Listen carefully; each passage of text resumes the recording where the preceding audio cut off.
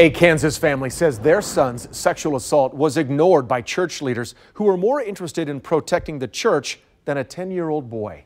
The parents say they were stunned to learn clergy in Kansas are not mandated reporters like they are in Missouri. Investigative reporter Angie Racona reports on the family's push for change. Tonight we are reporting on 10-year-old Sheldon. He says teenagers sexually assaulted him at Eagle Rock Church in Lawrence, Kansas during a lock-in. His parents are disappointed in the justice system, and they are disgusted with their former church.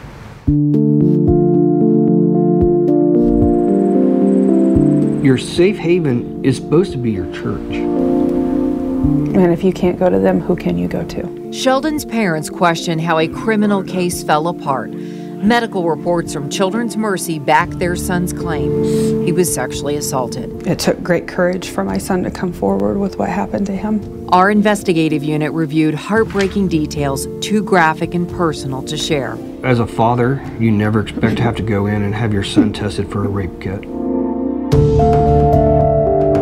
DCF investigated allegations of two 14-year-old boys sexually assaulting 10-year-old Sheldon. A year has rolled by.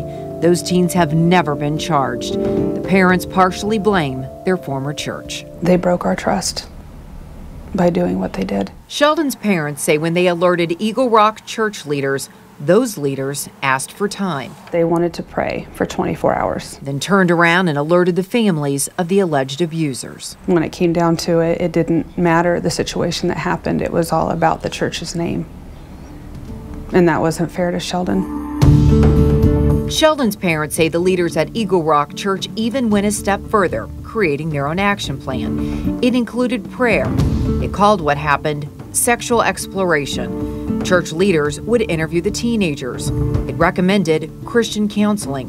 What it did not include was police intervention. And they didn't want the cops involved at all. As a matter of fact, they were upset with us because we took him in and got his police statement done. Sheldon's parents believe that church's so-called investigation compromised the legal case. Unless they can get a for sure victory, they don't go forward with prosecuting.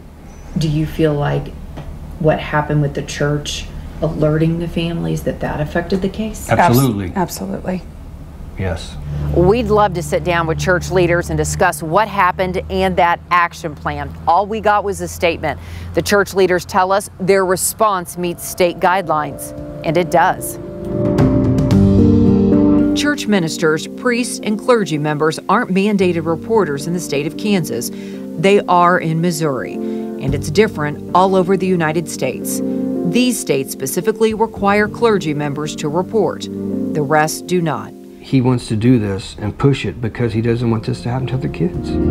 So they've started an online petition asking Kansas lawmakers to require clergy to report suspected abuse directly to police. If this is what has to happen, then that's what we're going to do. They say Sheldon had the courage to tell what happened to him, and they have the strength to step forward, even though talking about what happened is hard.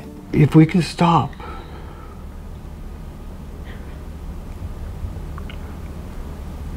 one kid from happening, it's worth it. And that's what we want. We have the petition on our website. We are also sharing it on social media.